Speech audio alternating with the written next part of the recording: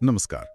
आज हम 23 जनवरी 2026 की कुछ ऐसी घटनाओं पर गहराई से बात करेंगे जो पहली नजर में शायद अलग-अलग लगें, लेकिन जब आप उन्हें जोड़कर देखते हैं तो एक बड़ी और दिलचस्प तस्वीर उभरती है। तो चलिए शुरुआत करते हैं एक ऐसे ही बड़े बदलाव से जो जमीन पर हो रहा है। हम सब वंदे भारत ट्रेनों के बारे में सुनते आ रहे हैं, जो अपनी रफ्तार और सुविधा के लिए जानी जाती हैं, लेकिन अब इसका एक स्लीपर वर्जन भी आ गया है। ये इतना बड़ा कदम क्यों माना जा रहा है और इसकी शुरुआत कहां से हुई है? ये वाकई भारतीय रेलवे के लिए गेम चेंजर है। पहली वंदे भारत स्लीपर ट्रेन गुवाहाटी के कामाख्या स्टेशन और कलकत्ता के हावड़ा के बीच शुरू हुई है। देखिए, अब तक वंदे भारत जो थी वो दिन के सफर के लिए थी, जिसे हम चेयर कार कहते हैं। हाँ, चेयर कार। लेकिन स्लीपर वर्जन लाकर रेलवे ने सीधी टक्कर दी है बजट एयरलाइंस को, खासकर रात भर की यात्रा के लिए। बहुत से लोग जो पहले रात की फ्लाइट या सामान्य स्लीपर ट्रेनों में सफर करते थे, अब उनके पास एक प्रीमियम, आरामदायक और तेज विकल्प है। ये बहुत दिलचस्प है। तो ये सिर्फ एक नई ट्रेन नहीं, बल्कि बाजार में एक नया मुकाबला खड़ा करने की कोशिश है। बिल्कुल। इसकी रफ्तार और सफर के समय के बारे में कुछ और बताइए। ये ट्रेन लगभग 972 किलोमीटर की दूरी करीब 14 घंटे में पूरी करती है। 14 घंटे? जी, और इसकी अधिकतम ऑपरेशनल रफ्तार 130 किलोमीटर प्रति घंटा है।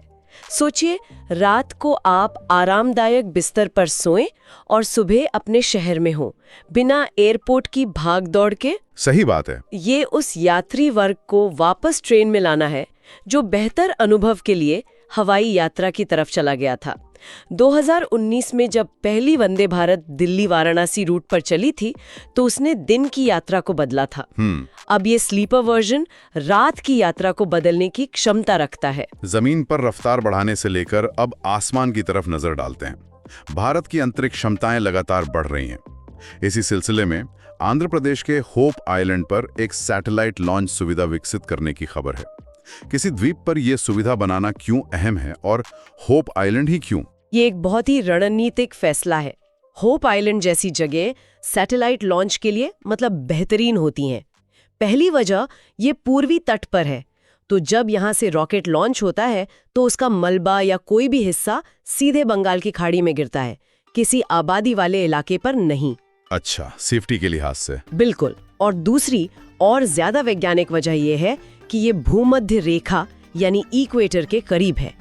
पृथ्वी के घूमने की गति का यहाँ ज्यादा फायदा मिलता है, जिससे रॉकेट को एक शुरुआती इम्पल्स मिलता है और ईंधन की भी बचत होती है। अरे वाह! तो ये सिर्फ एक और लॉन्च पैड नहीं है, बल्कि भारत की लॉन्च क्षमता को और ज्यादा फ्लेक्सिबल और कुशल बनाने का एक तरीका है। यानी ये सिर्फ कहाँ का सवाल नहीं है, बल्कि क्यों का भी है, जिसमें भूगोल और विज्ञान दोनों शामिल हैं। जी। जब हम ऐसी बड़ी तकनीकी और औद्योगिक छलांगों की बात कर रहे हैं, तो ये जानना भी जरूरी है कि वैश्विक स्तर पर हम कहाँ खड़े हैं। हाल ही में एशिया विनिर्माण सूचकांक 2026 आया है। इसमें भारत की क्या स्थिति है और ये सूचकांक हमें क्या बताता है? इस सूचकांक में भारत को 11 एशियाई देशों में छठा स्थान मिला है। छठा? हाँ, 6th। ये सूचकांक हांगकांग की एक फर्म जारी करती है और ये देखती है कि किसी देश में मैन्युफैक्चरिंग यानी चीज़ें बनाने के लिए माहौल कितना अच्छा है। इसमें सरकारी नीतियाँ, मजदूरों की उपलब्धता और लागत, बाजार कितना बड़ा है, इन सब चीज़ों को परखा जाता है। तो हमसे आगे कौन है? चीन पहले, मलेशिया दूसरे और वियतनाम तीसरे स्थान पर है। भारत का छठा स्थान एक मिलीजुली तस्वीर दिखाता है। ये बताता है कि हम एक महत्वपूर्ण खिलाड़ी हैं, दुनिया हम पर नजर रख रही है, लेकिन वियतनाम और मलेशिया जैसे देशों से हमें कड़ी टक्कर मिल रही है। हमें अपनी नीतियों को जमीन पर और बेहतर तरीके से लागू करने की जरूरत है, ताकि हम और ऊपर आ सकें। बिल्कुल। तो एक तरफ इंफ्रास्ट्रक्चर और उद्योग में बड़ी छलांग लगाने की कोशिशें, तो दूसरी तरफ शासन और समाज से जुड़े कुछ दिलचस्प बदलाव भी हो रहे हैं। उत्तर प्रदेश में राज्यपाल के आवास, जिसे अब तक राजभवन कहा जाता था, उसका नाम बदलकर जन भवन कर दिया गया है। ये सिर्फ एक नाम का बदलाव है या इसके पीछे कोई गहरा संदेश है? नाम अक्सर एक प्रतीक होते हैं और यहाँ भी ऐसा ही है। राजभवन शब्द में एक औपनिवेशिक, एक शाही एहसास है। हाँ, एक रॉयल फील है। जी। जन भवन यानी जनता का घर नाम देकर ये संदेश देने की कोशिश है कि सत्ता के केंद्र अब जनता के लिए ज्यादा सुलभ और खुले हैं। ये मुख्यमंत्री कार्यालय के नाम लोक भवन की तर्ज पर ही है। अच्छा। ये एक प्रतीकात्मक बदलाव है, लेकिन लोकतंत्र में प्रतीकों का भी अपना महत्व होता है। ये दिखाता है कि सोच बदल रही है, जहां शासक की जगह सेवक वाली भावना को बढ़ावा देने की कोशिश की जा रही है। उत्तर प्रदेश के बाद अब राजस्थान ने भी अपने सरकारी स्कूलों में रोजाना अखबार पढ़ना अनिवार्य कर दिया है। ये पहल सुनने में तो बहुत अच्छी लगती है, लेकिन क्या ये वाकई असरदार होगी? हाँ, ये एक अच्छी पहल है। इसका मकसद साफ है, बच्चों में पढ़ने की आदत डालना, उनकी वोकैबुलरी यानी शब्द ज्ञान बढ़ाना और उन्हें अपने आसपास की दुनिया से जोड़ना। लेकिन जैसा आपने पूछा, असली चुनौती इसके कार्यान्वयन में होगी। क्या स्कूलों के पास रोज अखबार खरीदने के लिए फंड होगा? सही सवाल है। क्या शिक्षक बच्चों को सिर्फ खबरें पढ़वाएंगे या उन्हें ये भी सिखाएंगे कि खबरों को क्रिटिकली कैसे पढ़ें? मतलब किसी खबर के पीछे के नजरिए को कैसे समझें? अगर इन चुनौतियों से पार पा लिया गया तो ये एक बहुत ही सकारात्मक कदम साबित हो सकता है, जो बच्चों की सोच का दायरा बढ़ाएगा। समाज से ही जुड़ा एक और मुद्दा है जो अक्सर शहरों में देखने को मिलता है, आवारा पशुओं का। पंजाब के लुधियाना में राज्य की पहली डॉग सेंचुरी शुरू की गई है। ये किस तरह की समस्या का समाधान है? ये शहरी भारत की एक बहुत बड़ी और संवेदनशील समस्या का एक बहुत ही व्यावहारिक समाधान है। शहरों में अक्सर आवारा कुत्तों और इंसानों के बीच टकराव की खबरें आती हैं। हाँ, ये तो है। यह सेंचुरी एक ऐसा सुरक्षित स्थान है जहां इन कुत्तों की देखभाल की जाएगी, उनकी नसबंदी होगी ताकि आबादी न बढ़े और उन्हें जरूरी इलाज मिलेगा। यह एक साथ दो मकसद पूरे करता है, एक तरफ पशुओं का कल्याण और दूसरी तरफ इंसानों की सुरक्षा। मतलब एक ह्यूमेन सॉल्यूशन है। बिल्कुल। और जब भी किसी राज्य में अपनी तरह की पहली कोई चीज होती है तो वो दूसरों के लिए एक मॉडल बन जाती है। यह दिखाता है कि समाज अब ऐसी समस्याओं के लिए ज्यादा मानवीय और संगठित समाधानों की तरफ बढ़ रहा है। मानवीय और संगठित समाधानों की जरूरत पर्यावरण को बचाने के लिए भी है। राजस्थान के कुंभलगढ़ वन्यजीव अभयारण्य को इको सेंसिटिव जोन घोषित किया गया है। आम भाषा में इसका क्या मतलब है और इससे क्या फर्क पड़ेगा? इको सेंसिटिव जोन या ESZ एक तरह का बफर या शॉक एब्जॉर्बर होता है। Shock absorber? हाँ, इसका मतलब है कि कुंभलगढ़ अभयारण्य की सीमाओं के आसपास के एक निश्चित इलाके में अब कुछ गतिविधियों पर रोक या नियंत्रण होगा। जैसे? वहाँ बड़े होटल नहीं बन सकते, खनन नहीं हो सकता या प्रदूषण फैलाने वाली इंडस्ट्री नहीं लग सकती। अच्छा। इसका मकसद ये है कि इंसानी गतिविधियों का बुरा असर जंगल और वहाँ रहने वाले जानवरों पर न पड़े। राजस्थान, जहाँ रणथंभौर और सरिस्का जैसे बड़े पार्क हैं, वहाँ के लिए ये बहुत जरूरी है ताकि वन्य जीवों को घूमने फिरने के लिए एक सुरक्षित गलियारा मिल सके। ये प्रकृति और विकास के बीच संतुलन बनाने की एक महत्वपूर्ण नीति है। प्रकृति की बात हो रही है तो साल 2026 के पहले उष्णकटिबंधीय चक्रवात की भी खबर है, जिसका नाम नुकेन है। ये कहाँ आया और साल की शुरुआत में ही ऐसी घटना हमें क्या याद दिलाती है? ये चक्रवात पश्चिमी प्रशांत महासागर में फिलीपींस के पास बना। उष्णकटिबंधीय चक्रवात समुद्र के गर्म पानी से अपनी ताकत लेते हैं और नुकेन ने भी यही किया।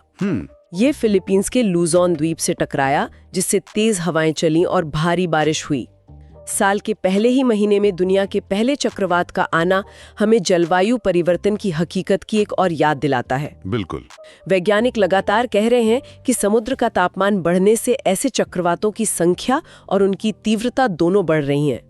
ये सिर्फ एक मौसम की खबर नहीं है, बल्कि एक बड़े पर्यावरणीय पैटर्न का हिस्सा है। बिल्कुल। अब जरा रुख करते हैं भारत के कुछ और हिस्सों का और बात करते हैं संस्कृति और इतिहास की।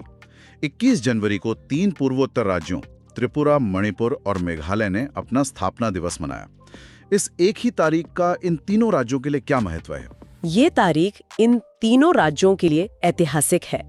21 जनवरी 1972 को north eastern areas reorganisation act 1971 के तहत इन तीनों को पूर्ण राज्य का दर्जा मिला था। अच्छा, 1972 में? जी।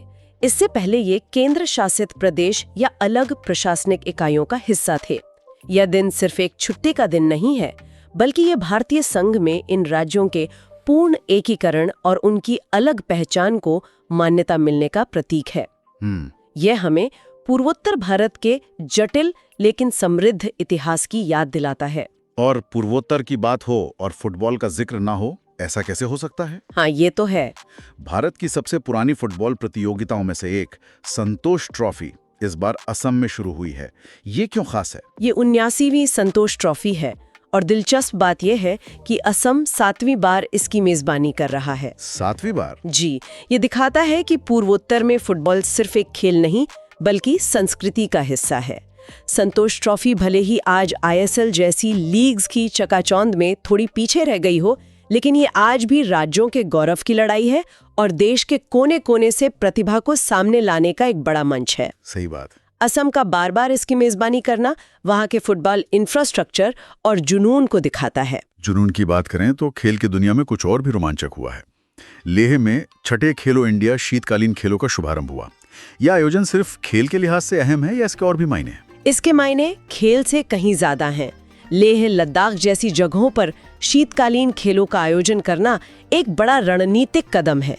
पहला, ये देश में विंटर स्पोर्ट्स जैसे आइस हॉकी, स्कीइंग को बढ़ावा देता है, जिनमें हमारी उपस्थिति अंतर्राष्ट्रीय स्तर पर बहुत कम है। स्ट्रक्चर बनाने में मदद करता है। ये युवाओं को एक मंच देता है और साथ ही उस क्षेत्र के विकास को भी गति देता है। और आखिर में बात करते हैं उस खेल की जो पूरे देश को जोड़ता है, क्रिकेट। घरेलू क्रिकेट में एक बड़ी खबर आई है जहां विदर्भ की टीम ने पहली बार विजय हजारी ट्रॉफी जीती है। एक टीम के लिए पहली बार कोई बड़ी ट्रॉफी जीतना कितना अहम होता है? ये बहुत बड़ी उपलब्धि है। इसे मेडन टाइटल कहते हैं और ये उस टीम के सालों की मेहनत का नतीजा होता है। पहली बार? जी, विदर्भ ने फाइनल में सौराष्ट्र जैसी मजबूत टीम को हराया। ये जीत भारतीय क्रिकेट के लिए बहुत अच्छी खबर है, क्योंकि ये दिखाती है कि अब क्रिकेट की ताकत सिर्फ मुंबई, दिल्ली या कर्नाटक जैसे पारंपरिक केंद्रों तक सीमित नहीं है। सही है। विदर्भ जैसे छोटे केंद्र भी अब राष्ट्रीय स्तर पर चैंपियन बन रहे हैं। ये दिखाता है कि प्रतिभा अब देश के हर कोने में है और उन्हें सही मौका मिले तो वो कुछ भी कर सकते हैं। और किसी खिलाड़ी का प्रदर्शन भी शानदार रहा शायद? हाँ, अथर्व ताइडे के शतकीय प्रदर्शन ने इस जीत को और भी यादगार बना दिया। तो ये थी आज की हमारी पड़ताल, जिसमें हमने एक नई ट्रेन से लेकर एक नई ट्रॉफी तक और एक नए लॉन्च पैड से लेकर कुछ नए नियमों तक के सफर को समझने की कोशिश की। तो दोस्तों, ये थे 23 जनवरी 2026 के सबसे जरूरी करंट अफेयर्स, वो भी बिल्कुल आसान और पूरी तरह एग्जाम फोकस तरीके से। आज का क्वेश्चन है, कहाँ दुनिया का सबसे बड़ा ग्रीन अमोनिया प्रोजेक्ट लगेगा?